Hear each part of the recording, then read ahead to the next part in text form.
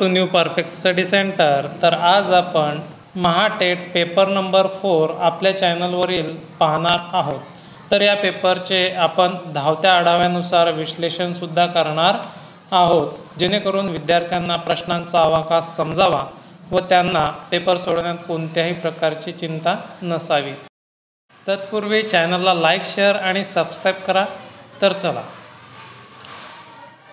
खालीलपैकी पुल्लिंग शब्द ओळखा. आता पुल्लिंग शब्द कोणता आहे, तर डायरेक्टली आपण ॲन्सर बघणार आहोत. ॲन्सर नंबर सी, विश्वास. क्वेश्चन नंबर 2, सूचना अर्थपूर्ण परिच्छेद निर्माण करण्यासाठी खाली दिलेली पी, क्यू, आर, एस आणि टी ही 5 वाक्ये योग्य अनुक्रमाने पुनर्रचना करा. त्यानंतर खालील प्रश्नांची उत्तरे द्या. तर मी सिक्वेन्स लावलेला आहे, तो कदाचित तुम्ही व्यवस्थितरित्या पाहून घेणार. तर पहिलं जे वाक्य येणार आहे ते येस येणार आहे. गरम उन्हाळ्यात एके दिवशी एक कोल्हा एका द्राक्षाच्या बागेत जातो आणि पिकलेल्या द्राक्षांचा घड लटकलेला पाहतो. नंतर दुसरा येणारा पी, मला तहान भागवायची असा तो विचार करतो. नंतर 3 नंबरचा येणारा टी, तो थोडे अंतर मागे जातो, मग पळत येऊन उडी मारतो, पण द्राक्षांपर्यंत पोहोचायला उडी कमी पडते. नंतर क्यू, विविध प्रकारे प्रयत्न करूनही तो द्राक्षांच्या घडाजवळ पोहोचत नाही. आणि शेवटची आर, ती आंबट आहेत याची मला खात्री आहे असे म्हणत अखेर तो आपले प्रयत्न सोडून देतो. पुनर्रचना केल्यानंतर खालीलपैकी कोणते वाक्य चौथे असेल? Answer number Q. क्यू हे 4 नंबरचं वाक्य आहे. क्वेश्चन नंबर 3, खालीलपैकी शुद्ध वाक्य कोणतं? तर आता आपल्याला शुद्ध वाक्य शोधायचं आहे. डायरेक्टली आपण ॲन्सर पाहू. पाहुण्यांचे विमान विमानतळावर उतरले हे शुद्ध वाक्य आहे. 4 नंबर, शुष्क या शब्दाचा विरुद्धार्थी शब्द कोणता? आता शुष्क या शब्दाचा विरुद्धार्थी शब्द काय होणार आहे? रसाळ. क्वेश्चन नंबर 5, आय टी म्हणजे इन्फॉर्मेशन टेक्नॉलॉजी. क्वेश्चन नंबर 6, सूचना अर्थपूर्ण परिच्छेद निर्माण करण्यासाठी खालील दिलेली पी, क्यू, आर, एस आणि टी ही 5 वाक्ये योग्य अनुक्रमाने पुनर्रचना करा. त्यानंतर खालील प्रश्नांची उत्तरे द्या. तर आपल्याला जे पुनर्रचना केल्यानंतर खालीलपैकी कोणते वाक्य दुसरे असेल, तर डायरेक्ट ॲन्सर आपण पाहूयात. तर दुसरं वाक्य हे पी आहे. आपण ऑलरेडी पहिल्याच प्रश्नामध्ये आपण पाहिलेलं आहे, तरी पण आपण पाहूयात. मला तहान भागवायची आहे असा तो विचार करतो. क्वेश्चन नंबर 7, खुळेपणाचे लक्षण आहे. ॲन्सर नंबर ए, प्रेरक वर्तन. क्वेश्चन नंबर 8, प्रत्येक प्रश्नाला एक प्रमुख विधानासोबत 4 विधाने आहेत. ज्याच्या खाली ABCD असे 4 विधान आहेत. क्रमवार विधानांची जोडी निवडा, ज्यामध्ये प्रथम विधान दुसऱ्या विधानाला सुचवते आणि दोन्ही विधाने तार्किकदृष्ट्या प्रमुख विधानासोबत निगडीत असेल. जर मी उशिरा उठलो तर मी ट्रेन चुकवणार. आता निगेटिव्हला निगेटिव्ह आणि पॉझिटिव्हला पॉझिटिव्ह असा आपला ॲन्सर यायला पाहिजे. तर डायरेक्टली ॲन्सर पाहूयात आपण. तर ए आणि डी येत आहे. तर मी उशिरा उठलो आणि डी, मी ट्रेन चुकवली. बरोबर. क्वेश्चन नंबर 9, भारतीय संविधानामध्ये नाही तर काय नाही आहे? ॲन्सर नंबर ए, दुहेरी नागरिकत्व नाही आहे. तर मग काय काय? प्रौढ मताधिकार आहे, संसदीय गणतंत्रीय आहे. क्वेश्चन नंबर 10, वर्गातील मुले एका रांगेत उभी राहिली. एक मुलगा दोन्ही बाजूंनी 19व्या स्थानावर आहे. तर वर्गात किती मुले आहेत? ॲन्सर नंबर बी, 37 मुले. क्वेश्चन नंबर 11, खालील प्रश्नामध्ये दिलेल्या पर्यायांमधून संबंधित अक्षर शब्द संख्या निवडा. निष्फळ जीवन, त्याच्या जीवनाशी संबंधित कोणता असू शकतो? तर साचलेले चलन.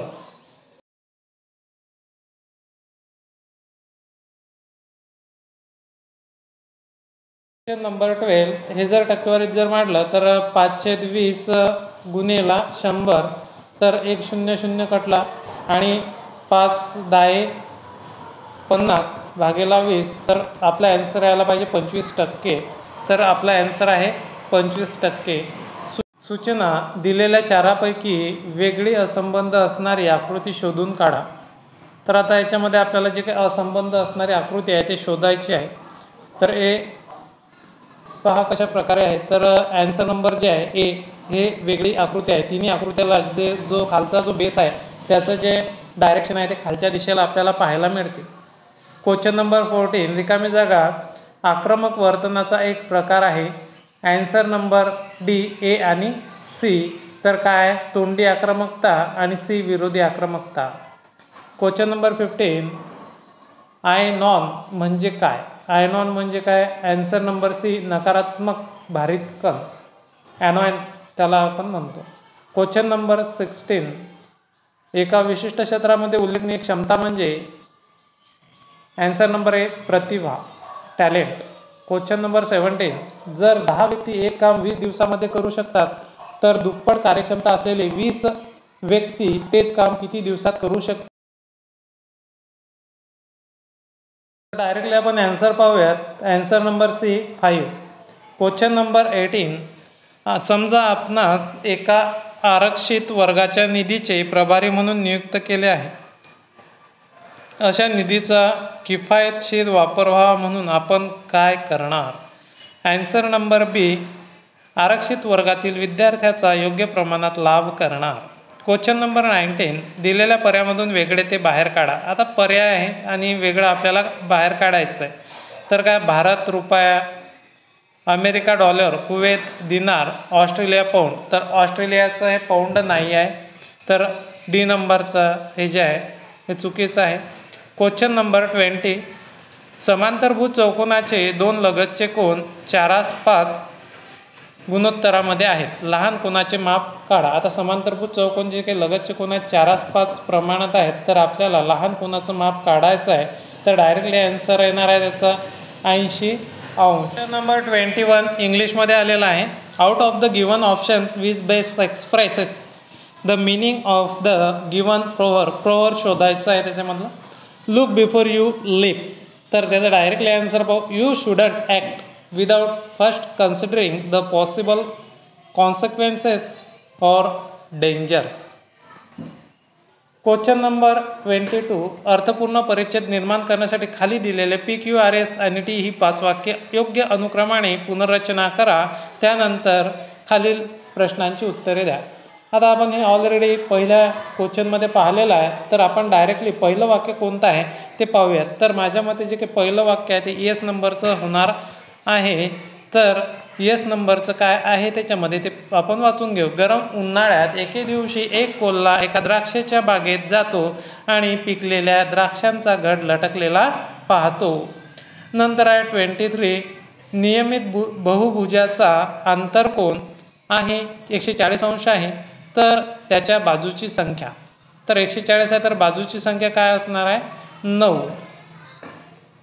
क्वेश्चन नंबर 24 कसोटीमध्ये बळीची हॅट्रिक घेणारा पहिला गोलंदाज कोण होता.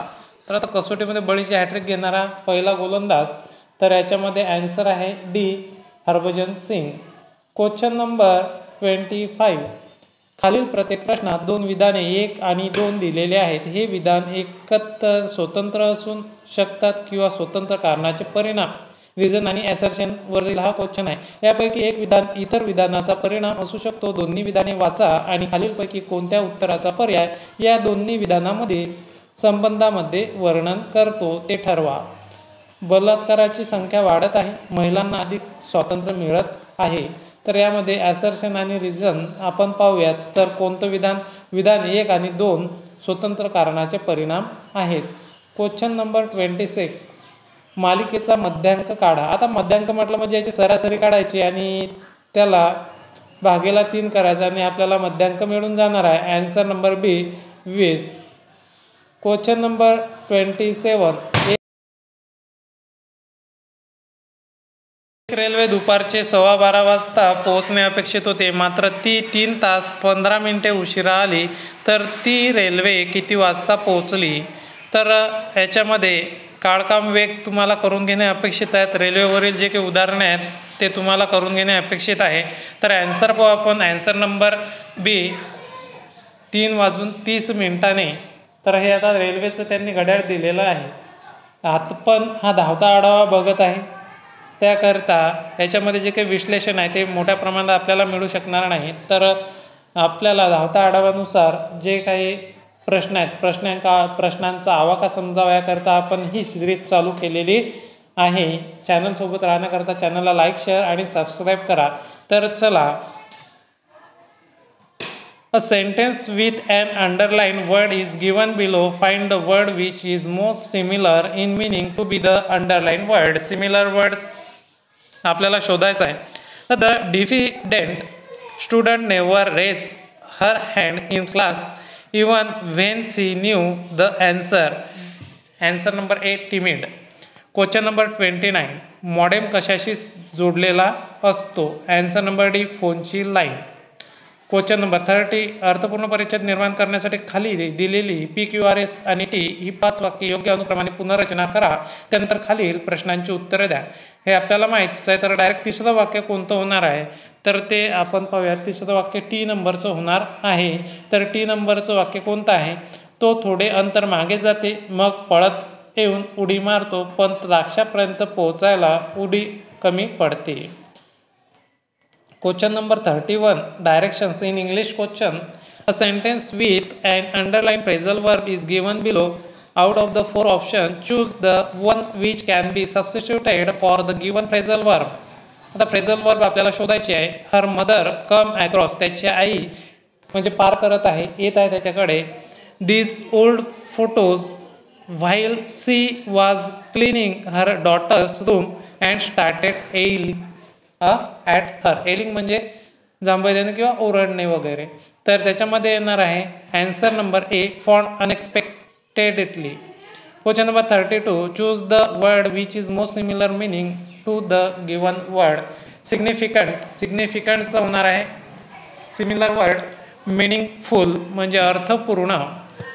क्वेश्चन नंबर 33 खालील प्रश्नात उत्तरातील पर्यायापैकी कोणत्या पर्यायी आकृतीत प्रश्नातील आकृती अंतर्भूत आहे. आता प्रश्नातील आकृती आपण जर सहज निरीक्षण केलं तर प्रश्नातील आकृती आपल्याला ए मध्येच मिळून जाते. क्वेश्चन नंबर 34 सरळ रूप द्या. आता याच्यामध्ये तुम्हाला वजाबाकी करायची आहे. 97,800 वजा 73,700 तर आपल्याला आन्सर मिळणार आहे 24,100.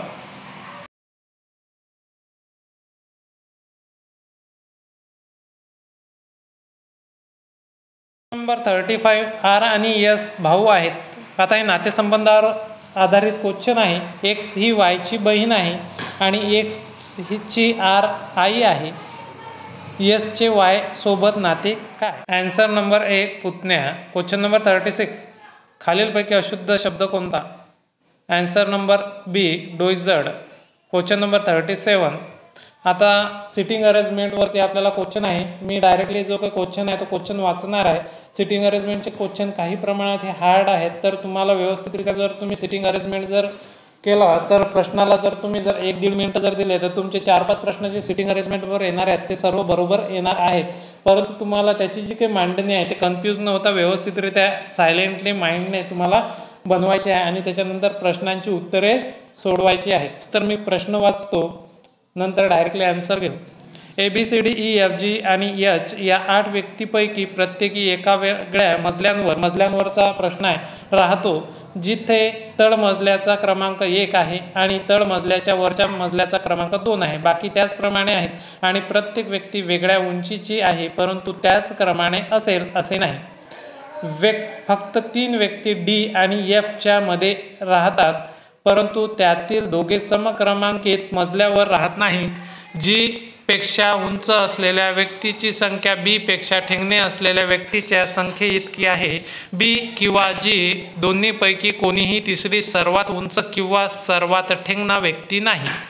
ते त्यांच्या उंचाच्या चढत्या क्रमवारीनुसार राहतात ज्याचा अर्थ आहे सर्वात ठेंगणा व्यक्ती एक क्रमांकित मजल्यावर राहतो आणि दुसरा ठेंगणा व्यक्ती मजला क्रमांकित 2 वर राहतो आणि याप्रमाणे बाकी. H हा E पेक्षा उंच आहे आणि B च्या 3 मजले खाली राहतो.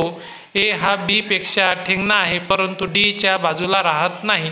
तिसरा सर्वात ठेंगणा व्यक्ती कोण. डायरेक्टली आपण आन्सर बघणार आहोत. ॲन्सर नंबर बी E. कधीकधी आपण खालील हेतूसाठी संसाधन म्हणून आपल्या विद्यार्थ्यांना वापरता. ॲन्सर नंबर डी उच्च आदर्श ठेवण्यासाठी सामाजिकदृष्ट्या उपयुक्त असणाऱ्या कामासाठी.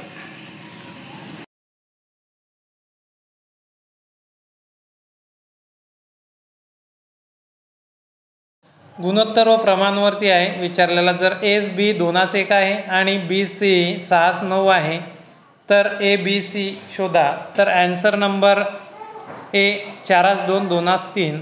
क्वेश्चन नंबर 40 दिलेल्या पर्यायामधून वेगळे ते बाहेर काढा. तर आता आपल्याला जे काही वेगळं आहे ते बाहेर काढायचा हा जो प्रश्न आहे तो अल्फाबेटिकली ऑर्डरनुसार किंवा पाहायला मिळतो. तर मग वेगळं काय आहे SBDZA व्यवस्थितरित्या तुम्ही पाहून घेऊ शकता. क्वेश्चन नंबर 4 -1200 = 44 या वर्ग समीकरणाची मुळे आहेत. तर याचे आपल्याला मुळे शोधायचे आहेत. तर मुळे जर डायरेक्ट म्हटलं जर आपल्याला जे ॲन्सर आहे ते 1200 पाहायचं आहे तर त्याचं व्यवस्थितरित्या आपण मुळे तयार करू शकता. Answer number A +38 - 38. Choose the word which is opposite is meaning the given word. Nadir. तर याचं होणार आहे जेनित म्हणजेच उत्साह. क्वेश्चन नंबर 43 खालीलपैकी सर्वात मोठा अपूर्णांक शोधा. तर खालीलपैकी कोणता सर्वात मोठा अपूर्णांक आहे 18/19. क्वेश्चन नंबर 44 निर्जलतेमध्ये शरीरातील कोणता पदार्थ गमावला जातो. Answer number C sodium chloride. Question number 45 जेव्हा विद्यार्थी जसे की खडू फेकून तुमच्यावर शिट्टी वाजवून तुमच्याबद्दल वाईट व अश्लील बोलून अशा असंख्य चुकीच्या गोष्टी करून जर जाणून बुजून वर्गाची शिस्त बिघडवण्याचा प्रयत्न करत असतील तर त्या वर्गात तुमची भूमिका काय असेल. डायरेक्टली ॲन्सर पाहू. त्याची अशी विचित्र वागणूक संपूर्ण वर्गाच्या कामगिरीला नुकसान करत आहे हे होतकरू विद्यार्थ्यांच्या लक्षात आणून देण्यास आवश्यक ते प्रयत्न करणार. क्वेश्चन नंबर 46 3.5 म्हणजे 3.5 वर्षासाठी 4.5% प्रतिवर्ष या दराने किती रक्कम कर्जाऊ दिल्यास ती 3.75 प्रति वर्ष दराने 2.5 वर्षामध्ये ₹630 एवढी रक्कम निर्माण करेल. सिंपल इंटरेस्ट व कंपाऊंड इंटरेस्ट करून घ्यायचं आहे व्यवस्थितरित्या. डायरेक्टली आपण ॲन्सर पाहूयात. जे आहे ए ₹375. क्वेश्चन नंबर 47 सूचना. खाली दिलेल्या प्रश्नामध्ये काही विधाने आणि काही निष्कर्ष आहेत. सामान्यतः ज्ञात तथ्यांपेक्षा ते वेगळे असतील तर दिलेली विधाने तुम्हाला सत्य मानावी लागतील आणि त्यानंतर दिलेल्या विधानांचे अनुकरण दिलेल्यापैकी कोणता निष्कर्ष तार्किकदृष्ट्या करतो ते ठरवा. तर आता आपल्याला विधाने दिलेल्या ए बरोबर पेक्षा लहान बी बरोबर सी, नंतर बी पेक्षा मोठा डी, नंतर आहे बरोबर पेक्षा ई डी पेक्षा मोठा आहे. तर हा निष्कर्ष आपल्याला दिलेला आहे. हा निष्कर्ष आपल्याला मॅच करून घ्यायचा आहे. तर कशा प्रकारे होणार ते आपण पाहूया. मध्ये आपण जर व्यवस्थितरित्या जर मांडणी केली तर ए हा बी पेक्षा मोठा आहे, नंतर बरोबर सी आहे. नंतर बीच्या खाली जर आपण बी मॅच केला तर बी पेक्षा डी मोठा आहे आणि डी पेक्षा ई बरोबर आणि मोठा आहे. तर पहिलं जे निष्कर्ष आहे तो चुकीचा ठरतो आणि दुसरा जर निष्कर्ष आहे तो जर मांडणी केला तर तो व्यवस्थित ठरतो. तर म्हणून आपला ॲन्सर आहे बी. तर फक्त 2 निष्कर्ष खरा आहे. क्वेश्चन नंबर 48 खालील प्रश्नात उत्तरातील पर्यायापैकी कोणत्या पर्यायी आकृतीत प्रश्नातील आकृती अंतर्भूत आहे. तर आता पर्याय प्रश्नातील जे काही आकृती आहे ते आपल्याला पाहायला मिळते सी मध्ये. क्वेश्चन नंबर 49 समारंभामध्ये समान काय आहे. समभारांमध्ये समान काय आहे. तर ॲन्सर नंबर बी अणुवस्तुमान. क्वेश्चन नंबर 50 तर हे आपण हा प्रश्न पूर्वी अभ्यासलेला आहे. तर डायरेक्टली आपण ॲन्सर पाहू. खालीलपैकी कोणते विधान निश्चितपणे सत्य आहे. तर सत्य विधान आपल्याला पाहायचं आहे. डायरेक्ट ॲन्सर जर पाहिलं तर यापैकी कोणतंही सत्य विधान नाही. तर विद्यार्थी मित्रांनो आपण आजचा जो काही पेपर आहे आपला पेपर क्रमांक 4 पार्ट 1 व्यवस्थितरित्या आपण बघितलेला आहे. पेपर क्रमांक 4चा पार्ट 2 लगेचच तुम्हाला मिळून जाणार आहे. चॅनलसोबत राहण्याकरता चॅनलला लाईक शेअर आणि सबस्क्राईब करायला विसरू नका. धन्यवाद.